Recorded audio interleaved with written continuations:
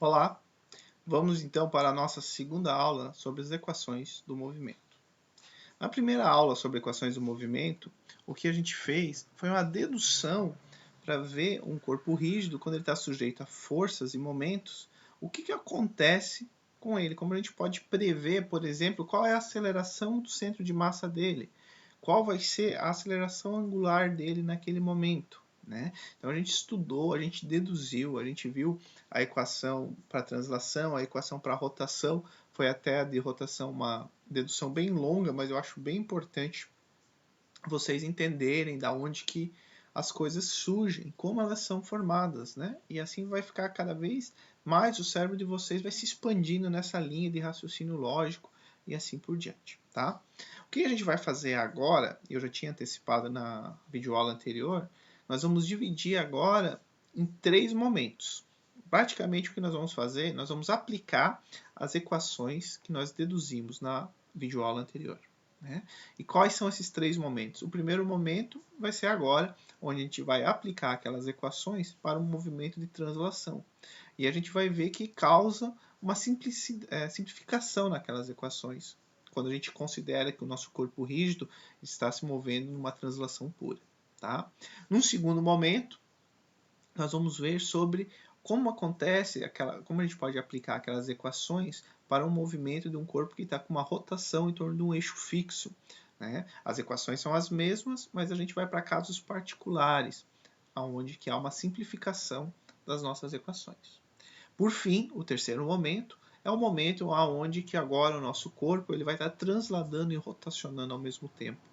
Então, a gente vai ter que usar exatamente aquelas equações que nós deduzimos na videoaula anterior. Não vai haver simplificações.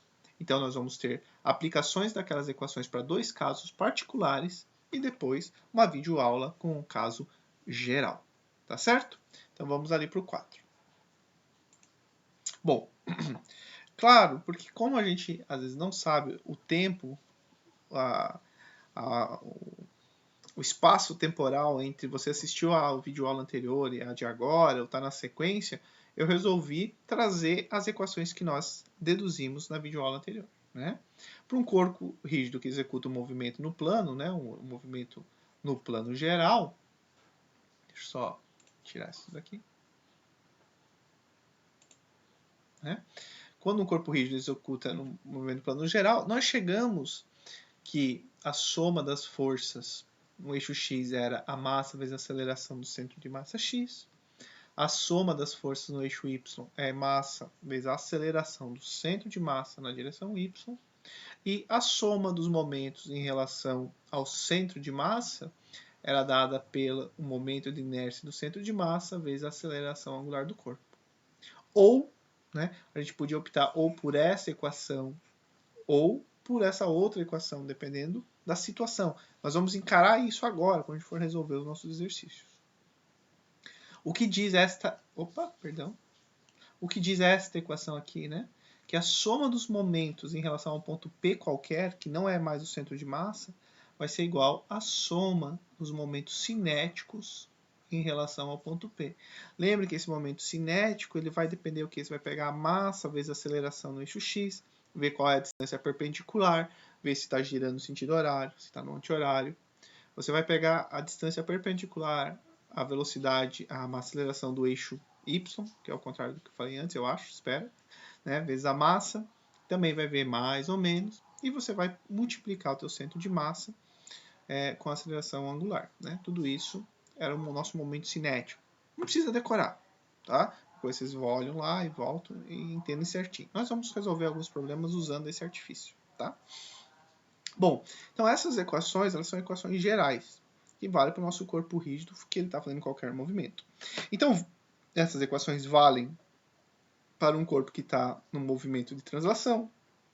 Essas equações valem para um movimento que está um corpo que está no movimento de rotação em torno do eixo fixo. E elas também valem para um objeto que está transladando e rotacionando, né, ao mesmo tempo. O que acontece? Que quando a gente vai para casos mais simples, como uma translação pura, a gente vai ter algumas coisas que simplificam a nossa vida. E é isso que a gente vai buscar agora. O que acontece quando a gente está numa translação pura? Bom, a gente precisa lembrar inicialmente o que a gente viu lá na primeira videoaula sobre corpo rígido, né? O que define a translação. Né? Um corpo que executa um movimento de translação, a velocidade de todos os pontos do corpo é sempre a mesma. E isso faz com que a aceleração de todos os pontos do corpo sempre é a mesma. Opa, todos os corpos é a mesma aceleração. Aqui temos já uma simplificação. Aonde? Na equação da força. Né? Porque se a aceleração de todos os pontos do corpo é a mesma, eu não preciso mais usar a aceleração de quem? Do centro de massa. Qualquer ponto tem a mesma aceleração. Já é uma coisa boa. Né?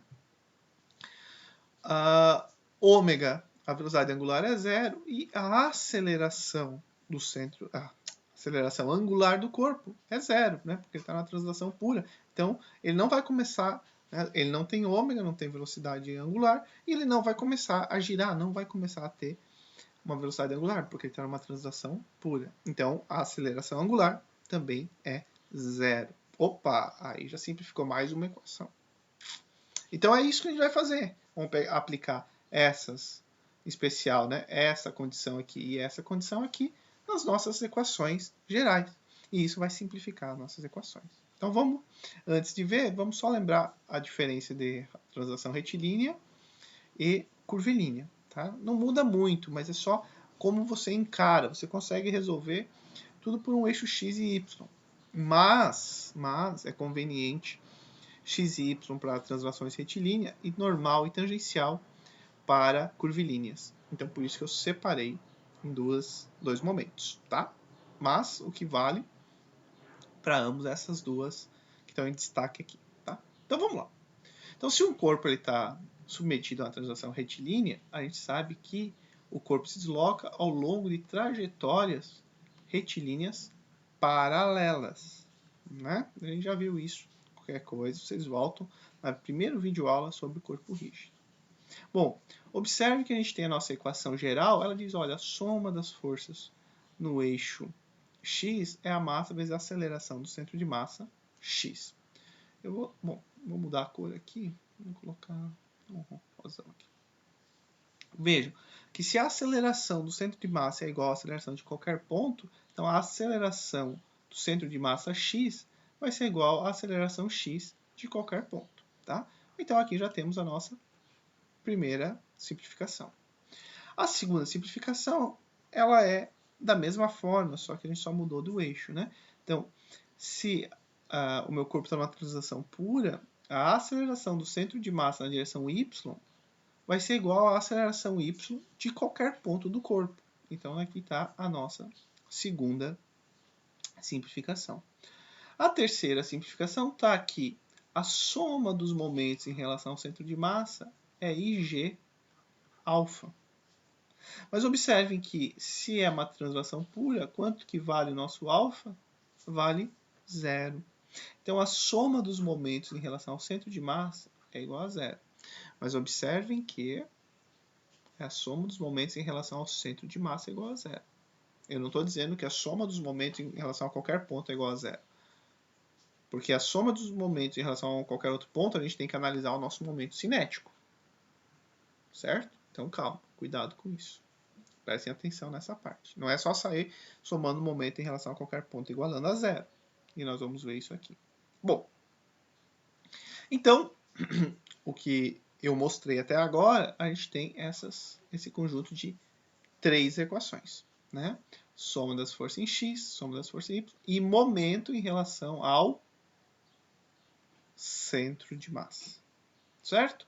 Vejam que se meu objeto está numa translação aqui, essa figura eu tirei do Hibbeler, 12ª edição, se o meu objeto está numa translação retilínea, então ele está seguindo aqui o centro de massa, por exemplo, ele está com uma massa vezes a aceleração dele aqui, todos os pontos vão ter a mesma aceleração, todos, tá? E aí, essa aceleração ela é o fruto da soma dessa força aqui, com dessa força aqui, e todo mundo lá. Certo? Bom, agora imaginem que, beleza, se eu for calcular o momento em relação a este ponto aqui, vai ser igual a zero. Agora, o que acontece se nós calcularmos o momento em relação a este ponto A aqui? Né? Então, aqui tem um desenho para a gente visualizar o que acontece. Opa! Observem que o momento em relação ao ponto A vai ser igual ao momento cinético em relação ao ponto A. Quem que é o momento cinético? O momento cinético vai ser a massa vezes a aceleração, né? A linha de ação desse vetor. A linha de ação desse vetor que está aqui, né? Multiplicado pela distância perpendicular entre o ponto A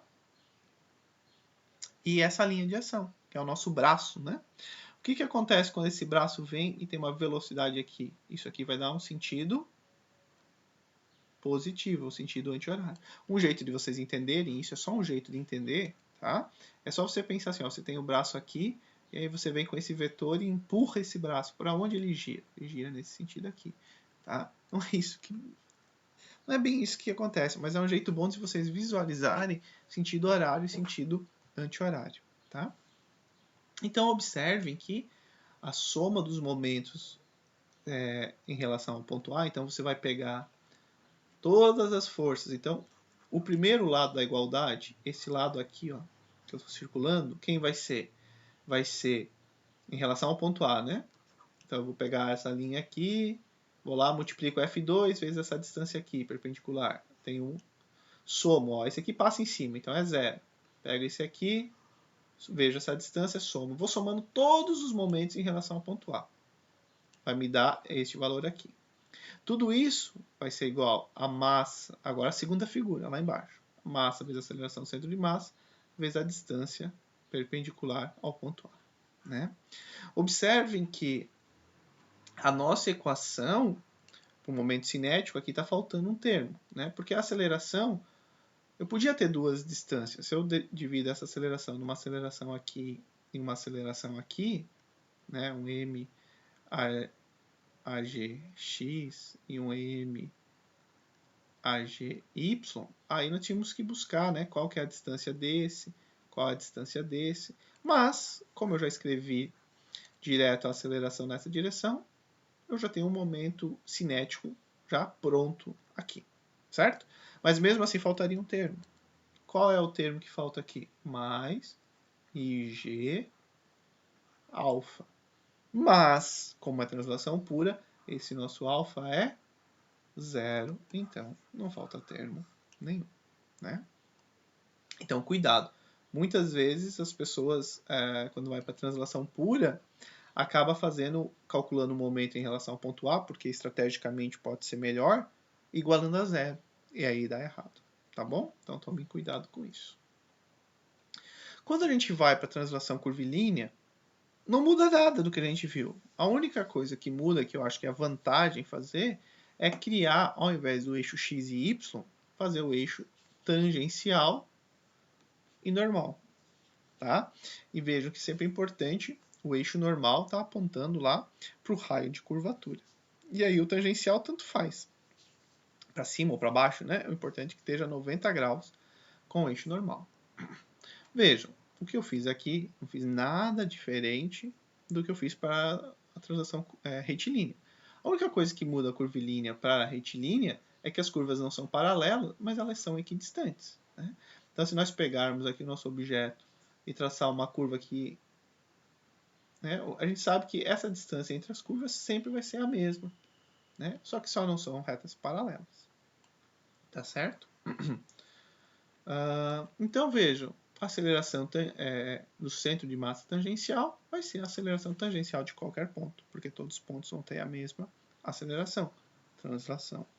A aceleração do centro de massa normal, mesma coisa. Né? Soma dos momentos de inércia em relação ao centro de massa, zero. Né? E chegamos neste nosso conjunto de equações. Claramente, nós também, agora, se vamos calcular o momento cinético em relação ao ponto B, observem que também não vai ser zero. Né? A soma dos momentos, dos momentos em relação ao ponto B, ou seja, este momento binário mais este momento binário, mais um momento causado por F2 em relação a B, mais um momento causado, sei lá, por isso aqui deve ser F5, né? Em relação a B, e todo mundo, a soma desses momentos todos vai ser igual ao momento cinético. Quem vai ser o nosso momento cinético? Veja, a gente pega a linha de ação da aceleração tangencial, aqui, MAG tangencial, né? E vamos ver qual que é a distância que está, né? Cuidado, que isso aqui parece que está dando... Qual é a distância perpendicular que vai estar lá do ponto B? Que ele está dando que é um Ezinho, né? Então, a primeira etapa vai ser MAGT vezes Ezinho. Agora, a segunda etapa é positivo ou negativo. De novo, imagina que nós temos uma linha aqui.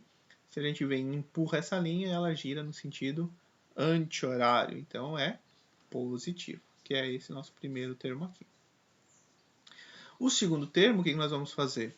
Nós vamos pegar a linha de ação desse momento cinético aqui, né? MAGN, e nós vamos ver também a linha perpendicular aqui, para que a gente tenha o braço de alavanca quando é o momento de uma força, né? Então, essa distância é H, então vai ser MAGNH.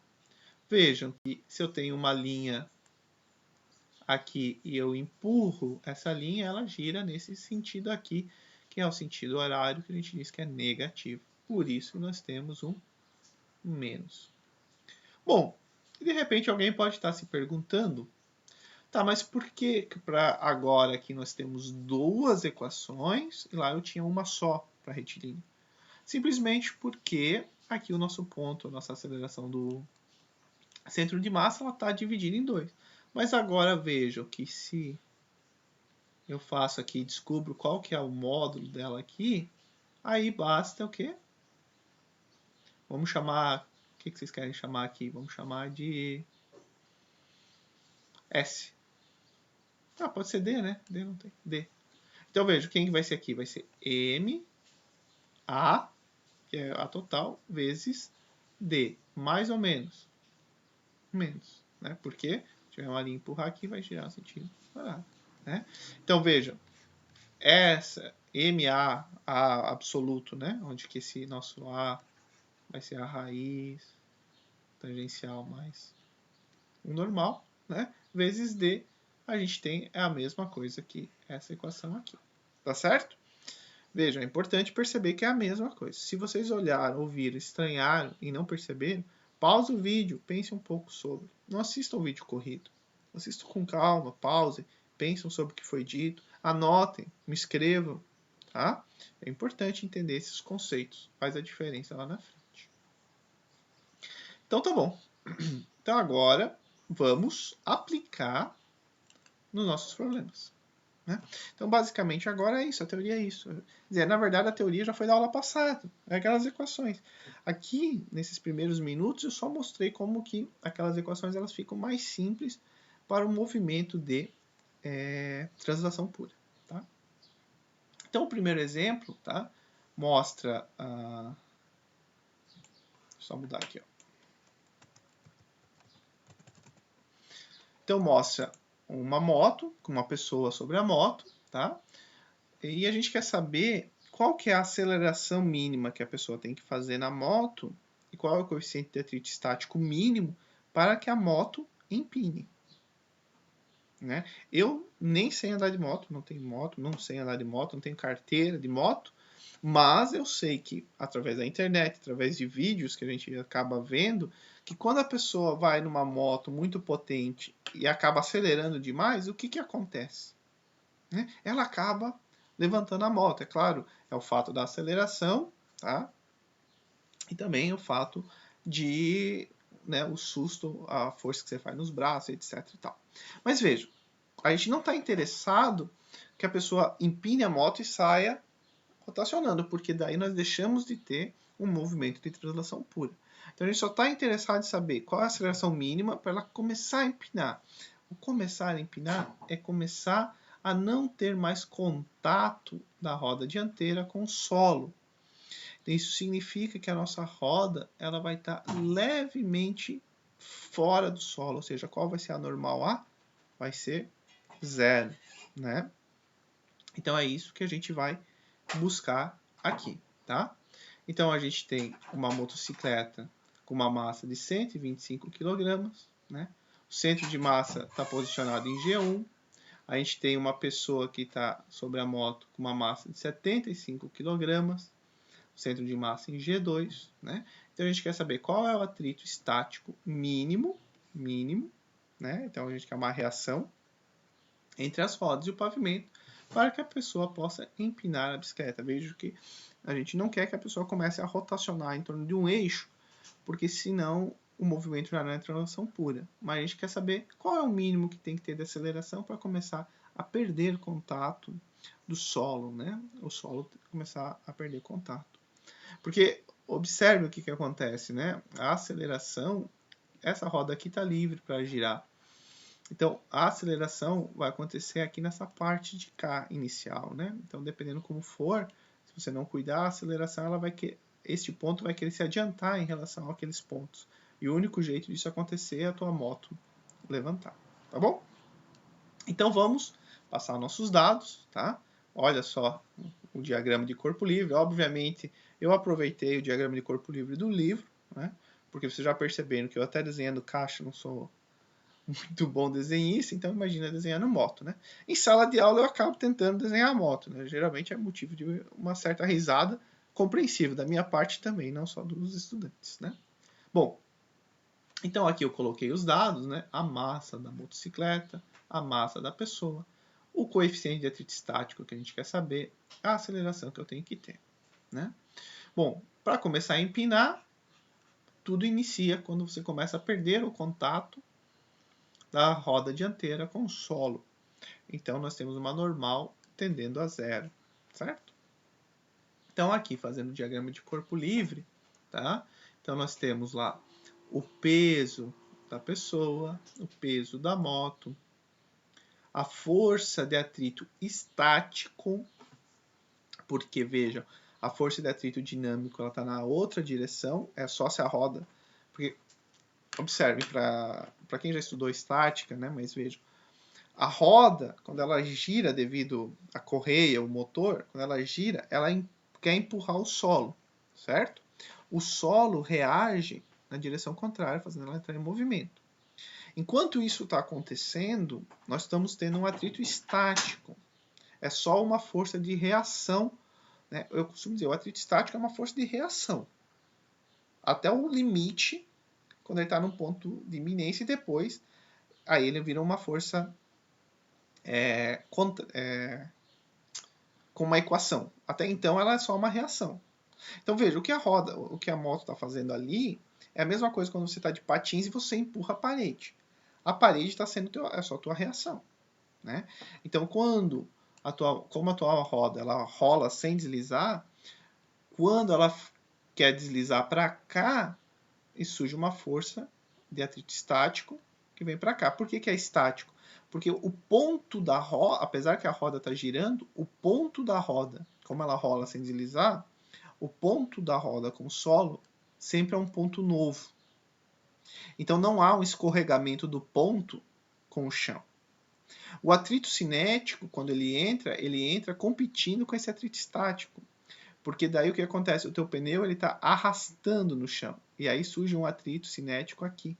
Contrário, dissipativo. Então vejo que não é nada simples às vezes, né? E aí esse atrito cinético é porque você está arrastando o pneu, tá? E aqui não, aqui o teu pneu quer empurrar o solo diz, não, você não me empurra, né? Quer dizer, você me empurra, mas eu te empurro de volta. Né? É só uma ação reativa do chão. E claro, essa ação reativa ela tem um limite, né? Qual é esse limite? O limite dado pela força, né, de atrito estático máxima, que é a normal vezes o μ, a normal B no caso ali. Né? Esse é a força de atrito estático máxima. Tá? Mas se a força B ela ocorre antes dessa força, também está tendo um atrito estático aí. Tá bom? Então vamos lá. Vamos aplicar nossas equações. Soma das forças no eixo Y, né, vai ser A normal B, que está aqui, A normal A, que está aqui, o peso da pessoa, que está aqui, o peso da moto, que está aqui. Tudo isso vai ser igual a massa total vezes a aceleração y. Observe que a gente quer uma translação pura, então a nossa moto ela sempre vai estar andando nessa direção aqui. Né? Se ela sempre, qualquer ponto, vai estar sempre fazendo essa trajetória, significa que a aceleração de qualquer ponto vai ser igual a zero, porque o ponto não está mudando a posição no eixo y. Então, nós temos este valor aqui igual a zero. A gente quer qual é a aceleração mínima para a moto começar a perder o contato da roda dianteira, então a nossa normal A também é igual a zero. Nós temos o valor do peso da pessoa, nós temos o valor do peso da moto. A gente encontra que a normal B é dada por 1962 newtons, certo? Então, uma equação já usamos. A nossa próxima equação é a soma das forças em x. Observe que eu já nem coloquei mais o centro de massa. Por quê? Porque todo mundo está com a mesma aceleração. O centro de massa da moto, a pessoa, a moto, o centro de massa do conjunto, né? Todo mundo está com a mesma aceleração x. Então, só temos uma força no eixo x, que é a força B. Então, paramos por aqui. Agora, a questão é, temos que usar mais uma equação. Usamos essa ou usamos essa? Né? Agora vem a dúvida. Então, eu vou tentar mostrar alguns caminhos de pensamento que vai fazer com você, quando vocês olhem o exercício, vocês observem as vantagens e as desvantagens de usar um ou usar outro caminho, tá? Vamos lá. Olhando o nosso diagrama de corpo livre aqui, ó, se a gente vai querer calcular o momento em relação ao centro de massa, a primeira coisa que a gente vai ter que fazer é achar o nosso centro de massa. Então, a gente vai ter que calcular o nosso centro de massa e tal. Achamos nosso centro de massa, aí nós vamos calcular qual é o momento causado por essa força em relação ao centro de massa, qual é o momento causado por essa força em relação ao centro de massa, qual é o momento dessa e dessa. Então, eu vou ter que fazer 4 contas de momento aqui. A vantagem é que isso tudo vai ser igual a zero, certo? Então, tem uma vantagem, isso tudo vai ser igual a zero. A desvantagem é que nós vamos ter que achar o momento de inércia, o centro de massa, e vamos ter que calcular um monte de momento, certo? Então, vimos os prós e contras para usar essa. Para usar esta outra aqui, vejam, a gente pode optar por calcular o momento em relação ao ponto B, que eu já até coloquei lá, que é aqui. Por quê? Porque FB não causa, FB, que é uma incógnita, não causa momento em relação ao ponto B, e a normal B também não. Quem vai causar momento em relação ao ponto B vai ser só o peso da pessoa e o peso da moto, certo? Mas vejam que daí não vai ser igual a zero, aí não tem que ter um momento cinético. E o momento cinético diz, pô, Everton, mas daí a gente precisa da aceleração do centro de massa. Sim, se nós tratarmos isso tudo como um corpo só, a gente precisa. Mas observem que como a pessoa e a moto todas estão com a mesma aceleração, a gente pode tratar esse objeto como sendo dois corpos, né? Em termos da análise do momento cinético, certo? E é isso que nós vamos fazer. Então, eu optei, vocês podem treinar em achar o centro de massa e optar por calcular através do centro de massa. Eu optei por calcular o momento em relação ao ponto B, né? Por essas vantagens que eu disse. Então, o que nós vamos ter? Observem. Agora, fiquem atentos a esta figura aqui e depois a gente olha a figura de baixo. Então, olhem esta figura aqui. Então, esta figura representa a soma dos momentos em relação ao ponto B. Quem causa momento em relação ao ponto B? Esse aqui não causa, esse aqui não causa. Vai ser esta força aqui vezes essa distância aqui. 0,4 vezes o peso da pessoa. Observem que, né, se eu tenho uma reta aqui e vem alguém me empurrando aqui, isso aqui gira no sentido horário. Então, se gira no sentido horário, negativo. Esta força aqui também vai causar um momento em relação ao ponto B. Veja, se essa força empurra esse bastão aqui, vai girar no sentido horário. Então, negativo. Quem vai ser? O peso da moto vezes 0,4 mais 0,4. A distância perpendicular, 0,8. Então, o lado de cá está feito, que é a soma dos momentos. Agora vamos para a soma dos momentos cinéticos, né? Então, veja, estrategicamente, a gente podia calcular o centro de massa aqui, aí usaríamos a massa total e essa coordenada do centro de massa. Também vai dar totalmente certo. Então, podem fazer esse teste. Mas como são dois corpos que estão à mesma aceleração, a gente dividiu agora no momento cinético em dois objetos, né? Então, vejam, o momento cinético em relação ao ponto B, ó, a linha de ação aqui, ó, vai ser 75 AG, AG da pessoa, né? Esse braço aqui, quanto que vale esse braço aqui? 0,6 mais 0,3, 0,9 metros. Certo? 0,9.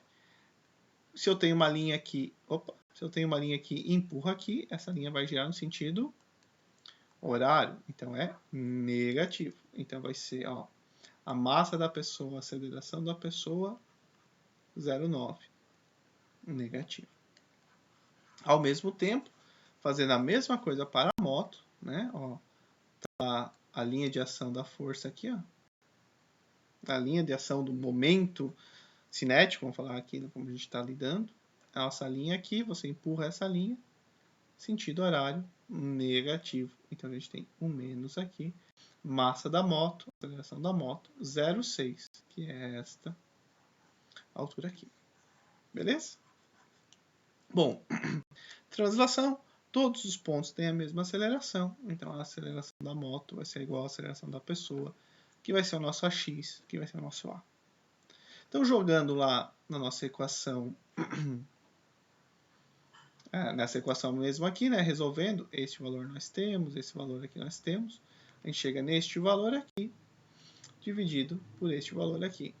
E nós achamos que a aceleração mínima que a pessoa vai ter que fazer vai ser de 8,95.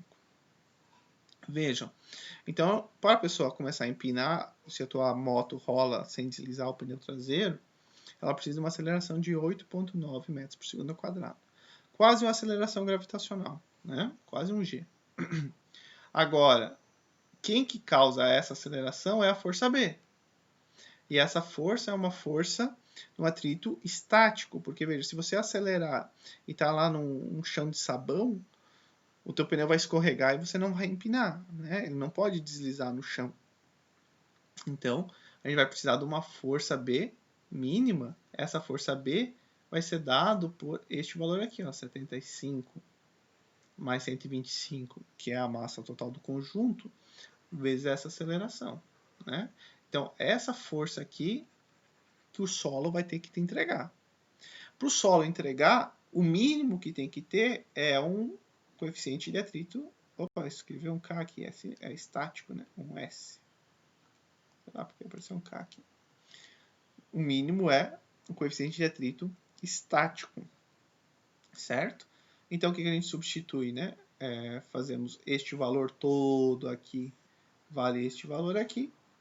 Aqui é a normal B, que a gente calculou lá no começo. E a gente vê que no mínimo, você precisa de um solo, um coeficiente de atrito estático entre o solo e o pneu, porque o coeficiente de atrito ele depende da ação das duas superfícies e não somente de uma ou de outra, né? A gente precisa de um atrito estático no mínimo de 0,912, tá? Adimensional. Então, se o que é? Para eu empinar, eu preciso de uma aceleração de 8,95 metros por segundo ao quadrado da minha moto. Mas veja, eu só consigo essa aceleração se eu tiver um atrito mínimo, uma força mínima, no valor de 1.790 newtons. Eu só consigo, se eu tiver essa força, eu consigo essa aceleração. Então, o mínimo que eu preciso ter de atrito no solo vai ser esse coeficiente. Se eu tiver um coeficiente maior, aí eu não, né, se eu tiver um coeficiente de atrito maior, eu nem cheguei no limite do meu coeficiente. Então, o mínimo que tem que ter é isso, para que não escorregue. Tá? Legal. Eu acho bem bacana, eu acho que é algo bem prático. Se vocês olharem, o que a gente tem de idealização nesse sistema? Quase nada. Quase nada. Né? Então, observe que a gente está muito próximo do real. Né? Ah, mas a moto tem um espaço aqui. Mas se você considerar uma fatia, ela bem uniforme, metade para cá, metade para lá, igual, então veja que quase não tem idealização nenhuma. E a gente está muito próximo do real. Mas veja que não é porque está próximo do real que eu quero que alguém que tem moto, etc., aí, sai testando isso aí, né? Por favor, né? Depois vão lá, cai e diz, pô, mas é que o Art falou para eu testar. Não, né? Mas vocês conseguem achar se procurar, né, vídeo das pessoas com a moto parada, de repente dá uma acelerada grande, ela acaba empinando. Tá bom? Vamos para mais um exemplo, né? A gente vai fazer no total 3 exemplos.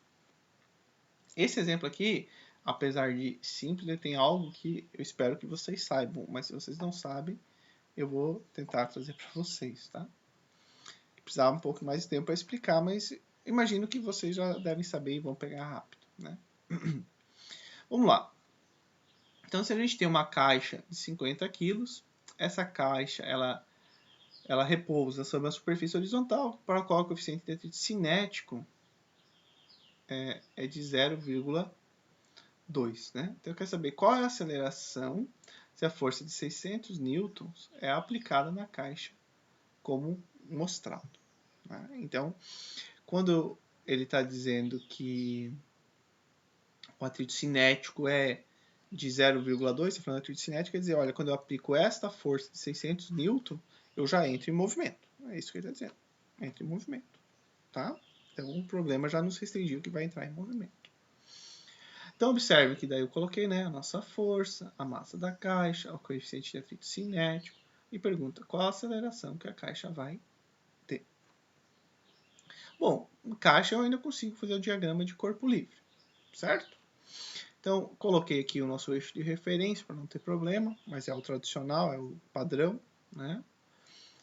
A nossa força P, a nossa força FAT, que vai ocorrer, o nosso peso e a nossa força normal. Então, aqui que eu quero ver com vocês, porque geralmente quando se trata com partícula normal, ela sempre está no mesmo lugar na linha da força-peso. Por quê? Porque a gente a normal está porque a gente despreza o tamanho do teu objeto. Mas agora a caixa, que é um corpo rígido, a gente não pode desprezar o tamanho.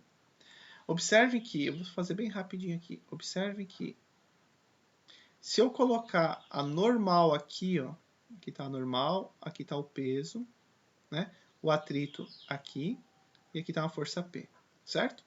Se eu colocar a minha normal, deixa eu mudar a cor aqui. Se eu colocar a minha normal agindo bem aqui, observe o que acontece quando eu calculo o momento em relação a este ponto aqui. Ó. O momento em relação a esse ponto, a força-peso não realiza momento em relação a esse ponto. A normal também não. A força de atrito também não. Agora a força P, ela realiza o momento. Então a minha caixa ela vai tombar. Certo? Então observe que quando a gente não faz força nenhuma na nossa caixa, a normal, a gente simboliza que a normal está aqui no meio. Mas na verdade a normal ela é uma força de superfície que está agindo em todos os pontos da caixa. À medida que nós vamos aplicando uma força para cá, essas forças que estão para cá vão diminuindo e as forças que vão estando mais longe aqui vão aumentando, de maneira que eu posso substituir, aqui está o meio, né? Eu posso substituir todas essas aqui por uma força resultante, mais aqui assim. Se eu for aumentando essa força, opa, uma hora tudo aqui vai estar fora do contato da superfície e a nossa normal vai estar aqui. Esse é o limite. Se a normal ir um pouquinho para o lado, ela não consegue contrabalancear o nosso momento. Então imagine como, agora no nosso caso, de novo, voltando. Se nós temos a nossa caixa aqui. Isso já é para vocês saberem. Mas caso vocês não saibam, estou fazendo uma super rápida revisão. Então tem que se aprofundar um pouquinho mais, tá? Mas vamos lá. Então aqui está a força-peso. Quando eu começo a aplicar uma força P aqui, observe que o atrito está nessa região. Então quando eu calculo o momento em relação a este ponto aqui, a força de atrito não realiza momento, a força peso não realiza momento, porque passam pelo ponto. Agora, a força P realiza momento aqui e vai querer tombar a caixa. Mas a caixa não tomba, porque a nossa normal começa a se deslocar. Então, a normal vezes X vai fazer um momento igual ao P vezes o H. Então, você acaba deslocando a tua normal. Quando que a tua caixa tomba? Quando a normal, para contrapor o momento causado por P, vai ter que estar numa distância mais longe da caixa, então não existe. E aí a caixa tomba. Tá? Bom, na disciplina de estática, isso é bem estudado na parte de atrito. Tá? Mas eu lembro, lá na nossa aula presencial, no começo do ano, e eu achava que estática era pré-requisito de dinâmica, e eu acho que deveria ser, e que vocês falaram, não, a gente está tendo estática ao mesmo tempo, ou não é pré-requisito. Infelizmente, física 1, física 2, a gente acaba não tratando, eu acho, o atrito dessa maneira, tá? Mas, se ficar alguma dúvida sobre isso, vocês me perguntem, tá? Eu acho que deu para menos ter um norte, entender um pouquinho, tá? Então, a nossa força de atrito está aqui, né, paralela à nossa superfície, e a nossa normal está deslocada do centro X, né? Bom, vamos aplicar nossas equações. Então, a soma das forças em Y vai ser a normal menos o peso. Veja que aqui entra a força, não entra a localização dela. Massa vezes a aceleração em Y. Como a nossa caixa está no movimento de translação pura, deixa eu trazer um pouco para cá. Então, a gente observa que a linha de ação... Opa, vamos voltar com a cor mais viva para as figuras, né? A nossa linha de ação aqui, né? Cada ponto eles vão seguir trajetórias paralelas, ou seja, não vai haver mudança de velocidade nessa direção aqui, então a nossa aceleração y vai ser 0, certo? Então a gente sabe que a normal vai ser igual igual ao peso, neste caso, né? Porque a normal é uma força de contato, 490 newtons. Agora, quando a gente faz as forças em X, nós temos a força P de 600 N e a nossa força de atrito. Veja, como ele diz a força de atrito cinético, a gente já está supondo que essa força é o suficiente para vencer a força de atrito estático. Então, nós vamos já aplicar a equação que da força de atrito cinético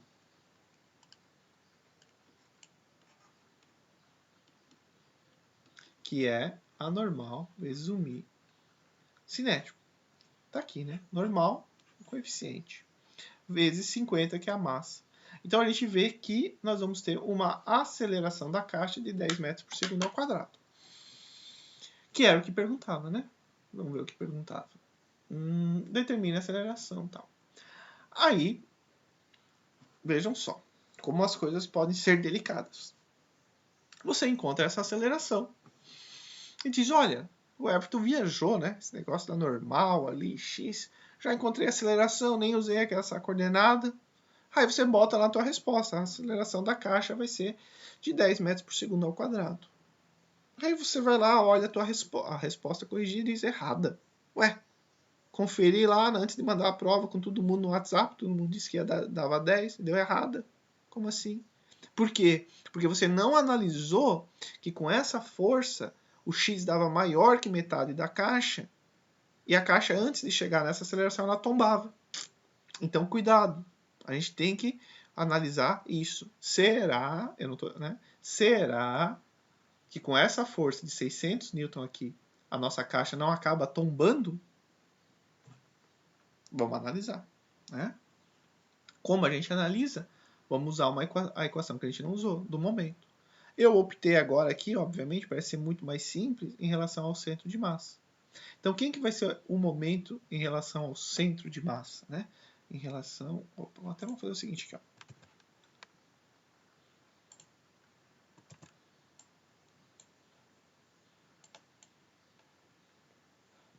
ó. Opa. Então, vamos lá. Onde está o nosso centro de massa? Está aqui, né? Mas essa aqui... Tudo bem. Então, onde está temos a nossa força peso aqui, certo? Essa força-peso em relação ao centro de massa não causa momento. Temos a nossa força de atrito, que está a uma distância x daqui, né? Então, qual vai ser o momento causado por essa força normal aqui? Vai ser normal vezes x. E temos mais a nossa força de atrito aqui, tá? Então, observe, vamos lá. Qual vai ser a soma dos momentos em relação ao centro de massa? A normal vezes x, ó, a normal aqui, ó, vezes x. Vejam, se tem o meu x aqui, a normal empurra sentido anti-horário, positivo. A força P, vamos apagar todo mundo, fazer um individual do outro. Opa. A força P vezes a distância em relação ao centro de massa. Vejam que se eu tenho 1 metro aqui, né, nós temos 0,5 aqui, então a força P ela vai estar o braço vai ser quem? Vai ser 0,8 menos 0,5. Vejam que se eu tenho essa linha aqui, eu empurro para cá, sentido horário, então negativo. E mais, né, a força de atrito que age aqui, ó. Qual vai ser o braço dela? Vai ser o próprio 0,5.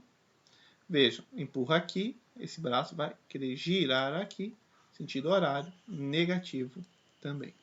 Certo? A força de atrito nós temos, o P nós temos, a gente encontra um X igual a 0,47 metros. Ou seja, a nossa normal, ela está aqui assim, ó. Quase. Então aqui a caixa desliza e não tomba. Porque o nosso X deu menos que 0,5. Se o X desse 0,5, a caixa estava na iminência de tombar. Né? Não é o caso. Então, e se o X desse maior que 0,5, dizer, olha, ela não chega nessa aceleração aqui porque ela tomba antes. Então tem que tomar bastante atenção nessa análise. Certo? Bom, interessante, eu acho, realmente eu gosto bastante. Bom, vamos lá agora para um exemplo, e para finalizar, um exemplo de translação curvilínea. Certo? Então vamos lá. Uma viga BD, olha, vejam essa viga aqui, ó, tá? De massa de 100 kg é suportada por duas barras de massa desprezível e de mesmo comprimento. Veja. Então essa barra aqui e essa barra aqui tem o mesmo comprimento. Então observem que como elas têm o mesmo comprimento, essa barra central aqui, ela sempre vai estar nesse sentido, como que eu posso explicar para vocês? Se eu passar um ponto aqui e um ponto aqui, uma linha aqui, né? Essa linha aqui, os pontos sempre vão estar paralelos,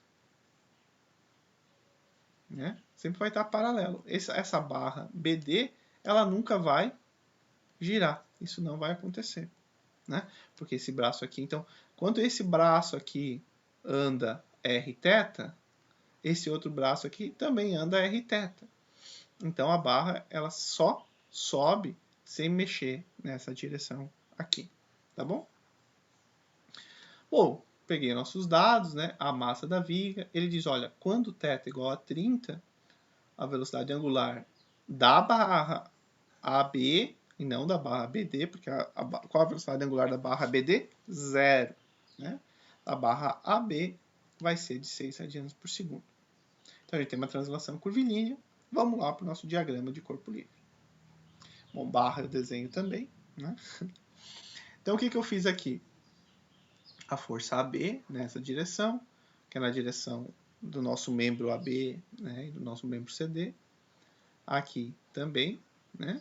E o nosso peso, e vejam, eu só tracei aqui linhas equivalentes para eu saber que quando eu tenho 30 graus em relação aqui, né? Então aqui está a direção da barra AB, eu vou ter 30 graus com o nosso peso, tá bom? Vejam que agora a vantagem, eu até posso separar em x e y. Se eu separar em x e y, eu vou ter que decompor esse, e esse aqui já está em y. Porém, as minhas informações sobre a aceleração no ponto B, vai me complicar um pouco, mas é possível, eu vou ter que fazer várias decomposições. Mas é muito mais fácil criar um eixo normal apontando para o raio de curvatura aqui, ó, e um eixo tangencial. Então é isso que eu fiz, né? Nós vamos ter, ó, observem aqui, ó, isso aqui é importante colocar. O eixo normal nessa direção e o eixo tangencial eu estou fazendo que ele cresce naquela direção. Tanto faz, podia crescer para cá. O que não pode é o normal ser para o outro lado. Sempre tem que estar para o raio de curvatura, tá? Bom, então vamos lá. A soma das forças normais vai ser a massa vezes a aceleração normal. Quem que nós temos na direção normal? Temos a força AB, temos a força CD e temos a componente do peso nessa direção aqui. Então, observe, vamos ter aqui, ó, né? A componente do peso vai ser, olha, a componente normal e a componente tangencial. Quem é a componente normal? É o peso cosseno de 30. Tudo isso vai ser igual a massa vezes a aceleração normal. Agora vamos fazer para a tangencial. Então, observe, a tangencial, nós só vamos ter a massa vezes a aceleração tangencial. Na tangencial, direção tangencial, observe, este aqui está na normal, esse aqui está na normal. Tangencial vai ser só o peso, a componente tangencial, que vai ser mg seno de 30. Né? Então, mg seno de 30 vai ser igual a massa vezes a aceleração tangencial. A gente tem que a aceleração tangencial, olha, a massa vai com a massa, fica g seno de 30. Observe que vai ser menos, opa, aqui faltou menos aqui, né? Menos 4,905. Por quê? Porque nós consideramos o eixo tangencial estando apontando para lá. E a gente viu que dá uma aceleração para cá. Então, por isso que ela é negativa. A gente pode até escrever assim, ó.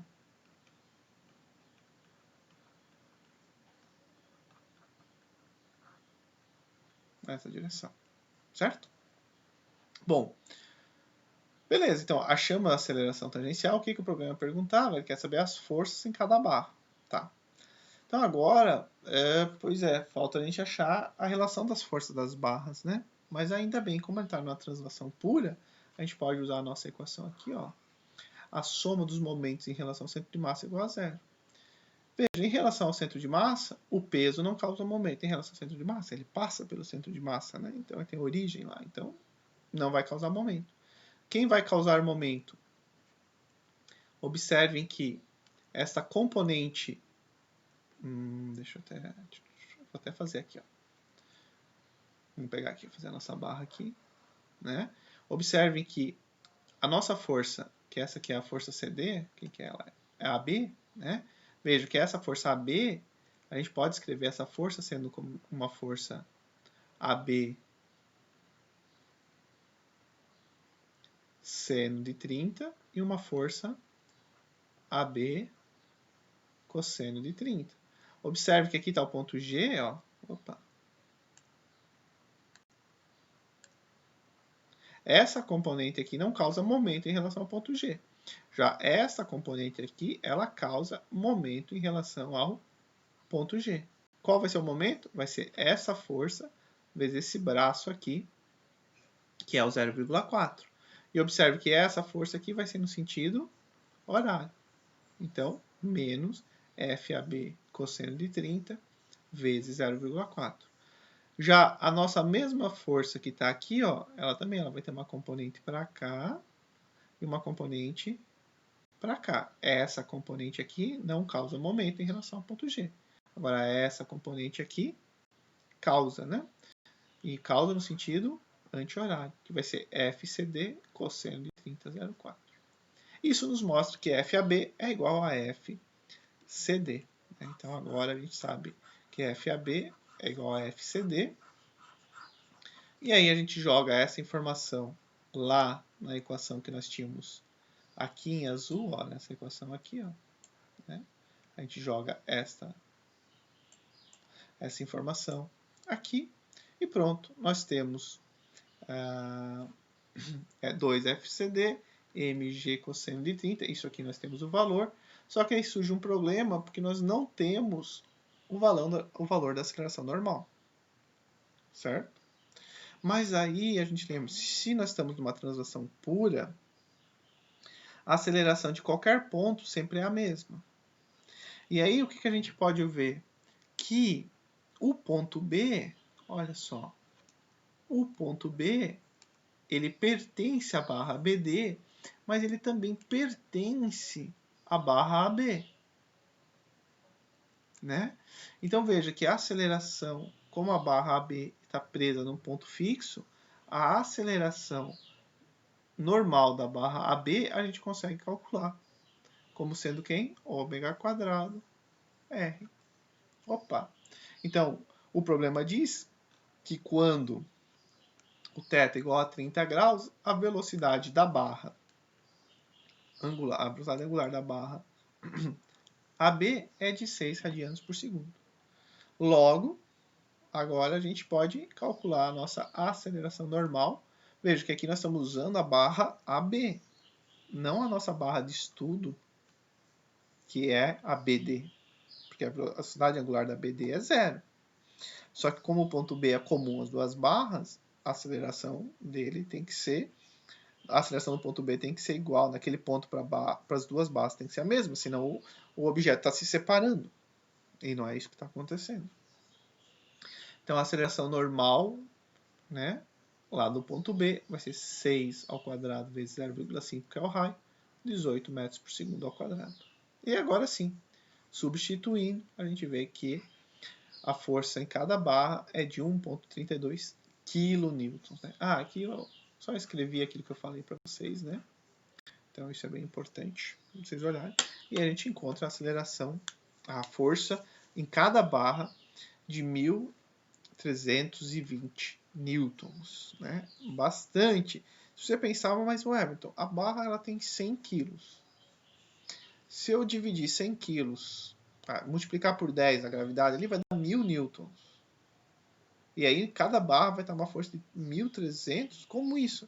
É porque vocês têm que pensar que a barra ela está em movimento. Então as coisas mudam, tem aceleração em jogo, então a soma das forças, a gente não está pensando no equilíbrio, não tá? A barra parada, né, ali com os dois suportes, ela está acelerando. Então as coisas mudam um pouco de figura, tá certo? Vamos voltar aqui para o quadro. Então, assim a gente encerra a nossa aula sobre as equações do movimento para um corpo rígido que está fazendo somente a translação. Na próxima videoaula, nós vamos ver agora um corpo rígido que está em rotação em torno de um eixo fixo. E depois a gente finaliza um corpo rígido que está transladando e rotacionando ao mesmo tempo. Tá certo?